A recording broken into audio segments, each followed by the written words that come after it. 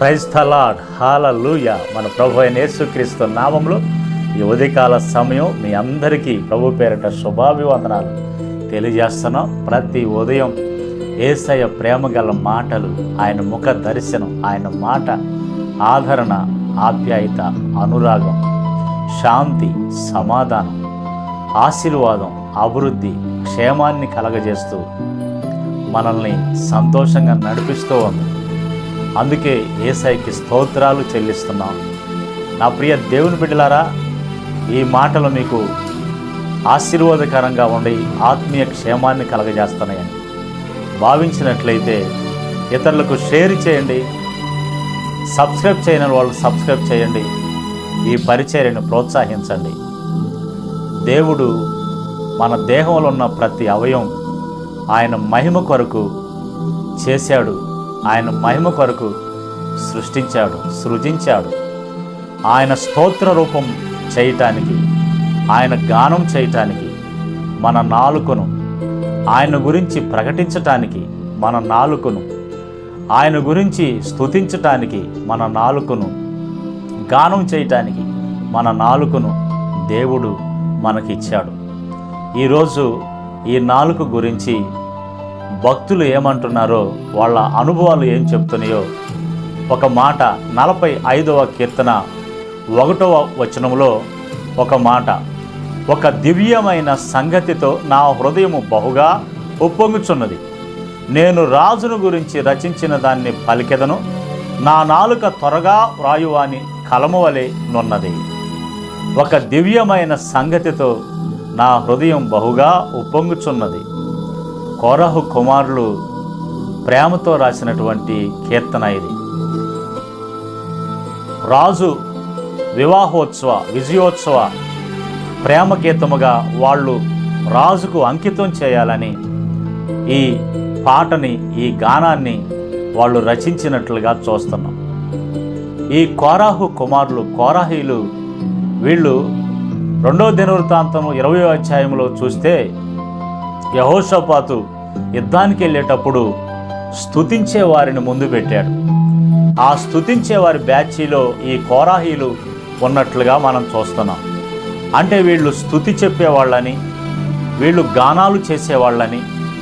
ఇక మన పూర్వీకులు, సీనియరు సేవకులు, అనుభవం ఉండేవాళ్ళు, వాళ్ళు చరిత్ర ఆధారంగా చెప్పేది ఏంటంటే, దేవాలయంలో వీళ్ళు బాగా సంగీత విద్వాంసులని, సంగీతాన్ని ఆరాధన చేసేటప్పుడు బాగా ఆరాధికులని, సంగీత విద్వాంసులని, వీళ్ళ గురించి ఆ చరిత్ర చెప్తున్నట్లుగా అనుభవజ్ఞులు చెప్తున్నారు. నాకైతే పూర్తిగా తెలియదు. మొత్తానికి వీళ్ళైతే స్తుతించేవారుగా 2వ దినవృత్తాంతం 20వ అధ్యాయంలో మనకి కనిపిస్తూ ఉంటుంది. కాబట్టి అదే అనుభవంతో ఇక్కడ ఈ మాట కోరాహు కుమారులు రచించారు. రాజును గురించి ప్రేమతో పాడినటువంటి పాట, ప్రేమకు అంకితం, రాజు మీద, ప్రభు మీద ఉన్న ప్రేమ.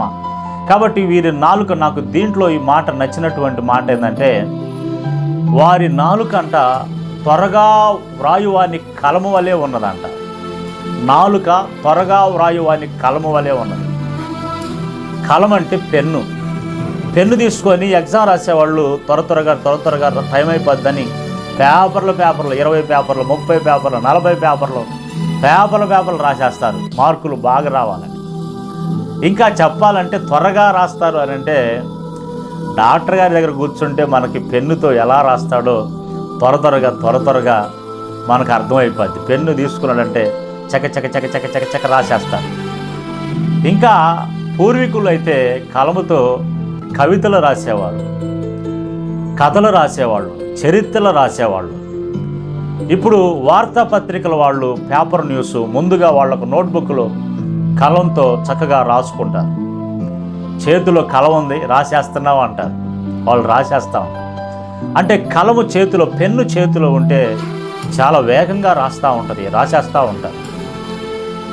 ఈ కోరాహు కుమారుల యొక్క అనుభవాలు, కోరాహీల యొక్క అనుభవాలు ఎలా ఉంటాయంటే, త్వరగా రాసేవారి కలము వలె నా నాలుక ఉన్నది అన్నారు. అంటే నాలుకతో త్వరగా రాజును గురించి పాడాలని, రాజును గురించి స్తుతించాలని, రాజును గురించి ఉప్పొంగిపోతూ ఉన్నది వాళ్ళ నోరు, వాళ్ళ నాలుక. ఆయన గురించి ఆరాధన చేయాలని, ఆయనను స్తుతించాలని ఈ 45వ కీర్తన అంతా కూడా ఆయన ప్రేమను, ఆయన వివాహ విజయోత్సవాన్ని మరి చాలా వర్ణించి రాస్తున్నట్టుగా చూస్తున్నాం. పూర్వీకులు మరి ఆ రాజుల గురించి వాళ్ళని వర్ణిస్తా రాస్తూ ఉంటారు కవితలు. జ్ఞాపకార్థంగా, తరతరాలకు జ్ఞాపకంగా ఉండేటట్లుగా రాజుగారిని జ్ఞాపకం చేసుకున్నట్టు, అదేవిధంగా వీళ్ళు కూడా తరతరాలకి గుర్తుండిపోయే విధంగా ఆయన గురించి గానం చేశారు, జ్ఞాపకం చేసుకొని ఆరాధించారు. నేనేమంటానంటే నా ప్రియ దేవుని బిడ్డలారా, ఈ వాక్యాన్ని బట్టి మన నాలుక దేని గురించి పాడుతూ ఉంది, మన నాలుక దేనికి ఉపయోగిస్తున్నాం? మన నాలుక పరిశుద్ధ గ్రంథం బైబిల్లో సామెతల గ్రంథంలో ఒక మాట ఉంటుంది, జీవ మరణములు నాలుక వశం అని ఉంటుంది. అంటే జీవం కానీ మరణం కానీ నాలుక వశమని చెప్పబడింది. నువ్వు చనిపోవాలన్నా బ్రతకాలన్నా నాలుక వశంలో ఉన్నది అని. కాబట్టి అందుకే ఒక దెబ్బను కొట్టుగాని ఒక మాట తిరిగి రాదురా. ఒక మాట అంటే ఆ నాలుగుతో ఒక మాట అంటే తిరిగి రాదు. ఒక దెబ్బను కొట్టవచ్చు కానీ ఒక మాట అంటే తిరిగి రాదని అంటారు.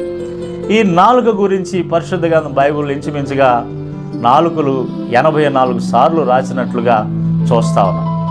కపటం కలిగిన నాలుకని, మోసం కలిగిన నాలుకని, అబద్ధమాడు నాలుకని, విషముతో కూడిన నాలుకని, ఇట్లా రకరకాలైనటువంటి నాలుకలు నాలుక అగ్ని. యాకోబు పత్రికలోనైతే 3వ అధ్యాయంలో నాలుగు గురించి చాలా చక్కగా వివరిస్తారు. కాబట్టి ఈ నాలుక అగ్ని, అది చిన్నదే, అగ్గిపుల్ల చిన్నదే, అడివంతా తగలబెట్టుద్దని. నాలుగు చిన్నదే కానీ ఊరంతా తగలబెట్టుద్ది, కొంపలన్నీ తగలబెట్టుద్ది నాలుక. చెప్పుడు మాటలు అంటాం కదా, అర్థమైందా? చూడండి, నోటితో అట్ట కాల్చి నిప్పేసినట్లుగా ఒక మాట, గుడ్డగాలి చేసినట్టుగా నా నోటితో ఒక మాట నేస్తాం, అంతే. నోరే కదా, ఏముంది అని అంటాం. నేను షార్ట్ వీడియో కాబట్టి ఎక్కువ మరి చదవటానికి అవకాశం లేదు. కాబట్టి నా ప్రియ దేవుని బిడ్డలారా, మరి ఈ ఉదయకాల సమయంలో మన నాలుక దేవుని గురించి గానం చేస్తుందా, దేవుణ్ణి స్తుతిస్తుందా, దేవుణ్ణి ఆరాధిస్తుందా? స్తుతించటం, ఈ నాలుకతో స్తుతికను నువ్వు నేర్చుకోగలిగితే విజయం నీ ఇంటి వాకిట నిలిచి ఉంటుంది. విజయం నీ ఆత్మీయ జీవితంలో ఎప్పుడు నువ్వు అనుభవిస్తావు. ప్రతి ఉదయం ఈ నాలుగుతో స్తుతించండి, ఎల్లప్పుడూ గానం చేయండి, ఎల్లప్పుడూ స్తుతించండి, ఎల్లప్పుడూ పాడండి. నీ రాజును గురించి, నీ ప్రభువుని గురించి, నీ రక్షణ గురించి కొత్త కొత్త పాటలతో ఈ మధ్య రకరకాల పాటలు వస్తున్నాయి. ఈ పాటలో అర్థాలు, భావాలు ఏమి లేవు. నీకేందంటే ఏదో డ్యాన్సులు వేస్తున్నట్టుగా అప్పుడు ఈయన అంతసేపు వదిలేయటమే. పూర్వీకులు రాసిన పాటలు చూడండి, ఇప్పుడు కూడా పాడుకుంటున్నాం. స్తోత్రము చెల్లించము, ఇప్పటికే పాడుకుంటున్నాం. నడిపించు నానావా, ఇప్పటికే పాడుకుంటున్నాం. దేవునికి స్తోత్రగానము చేయటం మంచిది, ఇప్పటికీ పాడుకుంటున్నాం. నిన్నే కొలుతున్నాయా, ఇప్పటికీ ఎన్నిసార్లు. ఇప్పుడు వచ్చే పాటలో ఇక అవి ఒకసారి వినటంతో ఇంకా కొత్త ఏమన్నా యూట్యూబ్లో ఎదుగుతూ ఉన్నాం. నీ నోట ప్రభువుని గురించిన కొత్త గీతం ఆత్మ సంబంధమైంది, దేవుని మెచ్చేదే, దేవుడు నచ్చేదే. నీ నోటిని ప్రభు కొరకు, నీ నాలుకని ప్రభుని స్తుతించటానికి, ప్రభుని ఆరాధించడానికి ఉపయోగించు. నా ప్రియ దేవుని బిడ్డలారా, ఆ నాలుక జీవ మరణము ఆ నాలుక వశమై ఉన్నది. నీవు పరలోకానికి వెళ్ళాలన్నా, నరకానికి వెళ్ళాలన్నా, నువ్వు చచ్చిపోవాలన్నా, నువ్వు బ్రతకాలన్నా నీ నాలుక వశం ఉంది. దేవుడు దేని కొరకు ఆ నాలుకనిచ్చాడో ఆయన స్తోత్ర రూపంగా ఉపయోగించి ఆశీర్వదించబడుదుగాక.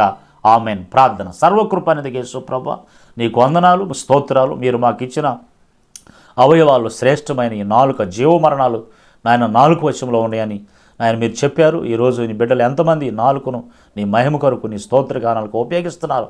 వాళ్ళ కుటుంబ ఆశీర్వాదాలకు నీ మహిమ కొరకు కౌరవ కుమారులు చక్కగా నా నాలుక వ్రాయవారం కలమలే పరిగెత్తుతున్నదని, మిమ్మల్ని ఆరాధించడానికి, మేము స్తుతించడానికి, మిమ్మల్ని గురించి రాయటానికి నాలుక పరిగెత్తుతుంది. ఈరోజు నీ మహిమ కొరకు మా నాలుకలు ఉపయోగించి కృపద ఇచ్చారు. ప్రతి కుటుంబాన్ని ఆశీర్వదించండి. యేసు నామములో ప్రార్థిస్తున్నాం తండ్రి. Amen, amen.